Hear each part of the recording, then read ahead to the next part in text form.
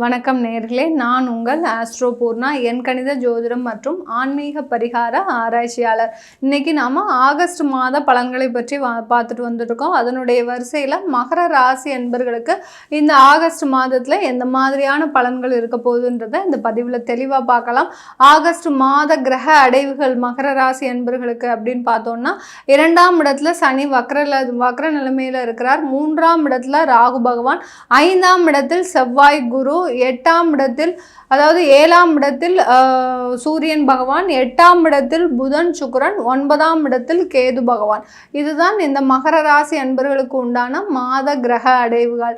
இந்த மகர ராசி அன்பர்கள் நிறைய பேர் பார்த்தீங்கன்னா 7.5 சனியின் மூலமாக நொந்து போய் தன்னுடைய வாழ்க்கையில் எந்த விதமான ஒரு முயற்சிகளுமே எடுக்காம, ஏன்னா உங்களுடைய முயற்சிகள் எல்லாமே தடுக்கக்கூடிய ஒரு நிலைமையில தான் அந்த 3ஆம் இடத்துல இருக்கக்கூடிய அந்த ராகு பகவான் செஞ்சுட்டு இருக்கிறார். இதனால தன்னுடைய வாழ்க்கையில எல்லாத்தையுமே நாங்க இழந்துட்டோம், இனிமேல் எங்களால மீளவே முடியாது, எங்களால எந்திரிக்கவே முடியாது, அந்த மாதிரியான ஒரு தற்கொலை செய்யக்கூடிய ஒரு நிலைமையில இருக்கிறோம் அப்படின்னு நிறைய மகர ராசி என்பர்கள் தன்னுடைய வாழ்க்கையை வெறுத்து போய் இனிமேல் நம்மளால எந்த விதமான ஒரு முன்னேற்றமும் செய்ய முடியாது அப்படின்ற ஒரு சூழ்நிலையில இருந்துட்டு இருக்கிறீங்க. அவர்களுக்கு எல்லோருக்குமே பார்த்தீங்கன்னா இந்த ஆகஸ்ட் மாதம் ஒரு புத்துணர்ச்சியை தரக்கூடிய ஒரு மாதமாகவும், அதே சமயத்துல நீண்ட கால ஒரு பிரச்சனைகள்ல இருந்து வெளிவருவதற்குண்டான ஒரு சாதகமான ஒரு நேரமாகவும் தான் இருக்க போகுது. ஏன்னா உங்களுடைய ராசிக்கு 7ஆம் இடத்துல அந்த சூரியன் வலுப்பெற்று இருக்கிறார். அடுத்து பார்த்தீங்கன்னா அவர் மாதத்தின் பிற்பகுதியில் 8ஆம் இடத்துல போக போறாரு. 9ஆம் இடத்துல கேது பகவான் இருக்கிறார்.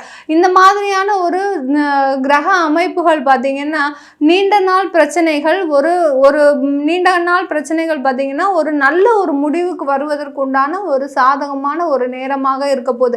ஏன்னா உங்களுடைய ராசி அதிபதியே வக்ரமாக இருக்கிறார். நிறைய மகர ராசி அன்பர்களுக்கு அவர்களுடைய ஜாதகத்திலையும் சனி வக்ர நிலைமையில தான் இருக்கும். ஏன் அப்படி அந்த மாதிரியான வக்ர நிலைமையில இருக்குதுன்னு பார்த்தீங்கன்னா, மகர ராசி அன்பர்கள் தான் கர்மத்தை, அதாவது ஏதாவது ஒரு பூர்வ புண்ணிய கர்மா இருந்ததுன்னா இவர்கள் மூலமாக தான் அது நிவர்த்தி அடையக்கூடிய ஒரு நேரமாக இருக்கும். இவர்களுடைய ஜாதகத்தை எடுத்து பார்த்தாலே தெரியும், சனி வக்ரமாக தான் இருக்கும். இவர்களுடைய முன்னோர்கள் குலதெய்வ வழிபாடு இதெல்லாம் நல்லாவே பண்ணியிருக்க மாட்டாங்க. ஏன்னா அந்த காலத்துல அந்த அளவிற்கு எந்த விதமான ஒரு இதுவுமே இல்லாம இருப்பாங்க. அதனால இந்த மகர ராசி என்பவர்களுடைய ஜாதகத்தை எடுத்து பார்த்தோம்னாலே தெரியும், சனி வக்ரத்தோட இருப்பார்.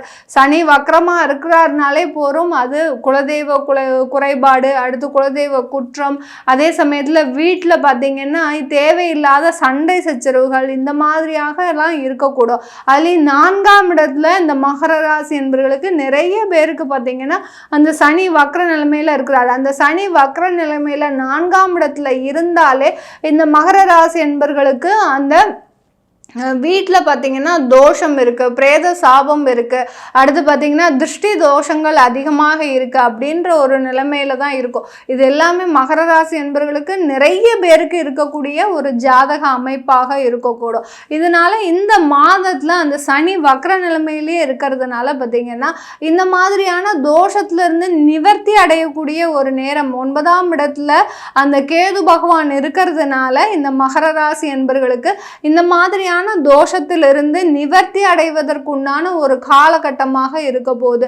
சில பேருக்கு பெண்கள் சாபம் நிறைய பேருக்கு இருக்குன்னா, நீங்க இந்த பெண்கள் சாபம் இருக்கக்கூடிய மகர ராசி என்பர்கள் இந்த மாதத்துல வெள்ளிக்கிழமை அன்னைக்கு சில பக்கத்துல இருக்கக்கூடிய தெரிந்த நண்பர்கள் இருக்கக்கூடிய இடத்துல அந்த பெண்களை கூப்பிட்டு நீங்க அவர்களுக்கு ஒரு வெத்தலை பாக்க தாம்பூலம் கொடுத்தீங்கன்னாலே போரும், உங்களுடைய சாபம் அது நிவர்த்தி அடைவதற்குண்டான ஒரு நேரமாக தான். அதுல இருந்தே பார்த்தீங்கன்னா உங்களுக்கு ஒரு நல்ல ஒரு முன்னேற்றங்கள் தெரியறதுக்கு உண்டான ஒரு சாதகமான ஒரு அமைப்பாக இருக்க போகுது. அதாவது 3ஆம் இடத்துல இருக்கக்கூடிய அந்த ராகு பகவான் உங்களுடைய முயற்சிகள்ல நிறைய தடைகளை போட்டுக்கிட்டே இருக்கிறார். எப்படி நீங்க போகிற இடமெல்லாம் ஒரே சண்டையும் சச்சரவுமாக தான் இருக்கும். இந்த மகர ராசி என்பர்களுக்கு வேலைக்கு போய் ஜாயின் பண்ணியிருப்பீங்க, ஒரு 5 மாதம் தான் ஆகுது, அந்த இடத்துல பார்த்தீங்கன்னா சும்மா இல்லாமலே எல்லாரும் சண்டை போட்டுட்டு இருப்பாங்க. பார்த்தீங்கன்னா மேலதிகாரிகளுக்கு புதுசாக நீங்கள் வந்திருக்கீங்க, அதனால தான் இவங்க எல்லாரும் இப்படி சண்டை போடுறாங்க அப்படின்ற மாதிரி ஒரு எண்ணங்கள் தோன்ற ஆரம்பிக்கும். உங்கள் மீது உண்டான ஒரு நம்பிக்கை இழப்பு ஏற்படக்கூடிய ஒரு நேரமாலாம் இருந்திருக்கும் கடந்த காலத்தில். இது எல்லாமே நிவர்த்தி ஆகக்கூடிய ஒரு நேரம். அந்த 3ஆம் இடத்துல இருக்கக்கூடிய அந்த ராகு பகவான் அது எல்லாமே செய்யறதுக்கு சாதகமாக இருப்பார். அதாவது அதிகாரிகளிடத்துல கெட்ட பேர், அடுத்து பார்த்தீங்கன்னா சில பேருக்கு பார்த்தீங்கன்னா குடும்பத்தில் நீங்கள் பாட்டுக்கு சாதாரணமாக தான் இருப்பீங்க, ஆனாலும் பார்த்தீங்கன்னா குடும்பத்தில் இருக்கக்கூடிய நபர்கள் உங்கள் மீது ஒரு கெட்ட பெயர், அவமானம், ஒரு அசிங்கம் ஏற்படுத்தக்கூடிய ஒரு சூழ்நிலையில் இருந்துடும். இது எல்லாமே எதுவுமே இல்லையா, சில பேருக்கு கடன்கள் மூலமாக அவப்பெயர், அசிங்கம்லாம் ஏற்பட்டிருக்கும் கடந்த காலத்தில்.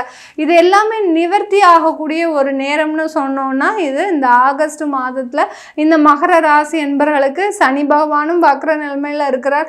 அடுத்து பார்த்தீங்கன்னா உங்களுடைய பூர்வ புண்ணிய ஸ்தானத்தில் அந்த குரு பகவான் மங்களகாரகன் குரு பகவானும் இருக்கிறதுனால, சுபகாரகனும் அங்கே இருக்கிறதுனால அந்த அசிங்கம், அவப்பெயர், அடுத்து பார்த்தீங்கன்னா அவமானங்கள் இது எல்லாமே நிவர்த்தி ஆகக்கூடிய ஒரு நேரமும் அந்த பூர்வ புண்ணிய ஸ்தானத்தில் அந்த சுபகிரகம் குரு பகவான் இருக்கிறதுனால உங்களுடைய அந்த தோஷங்கள் எல்லாமே நிவர்த்தி அடையக்கூடிய நேரம். நீங்களும் ஒரு 3 மாத காலமாக பார்த்தீங்கன்னா என்னுடைய பதிவை பார்த்து நீங்கள் அந்த தெய்வ வழிபாடு பண்ணிக்கிட்டே இருக்கிறீங்க.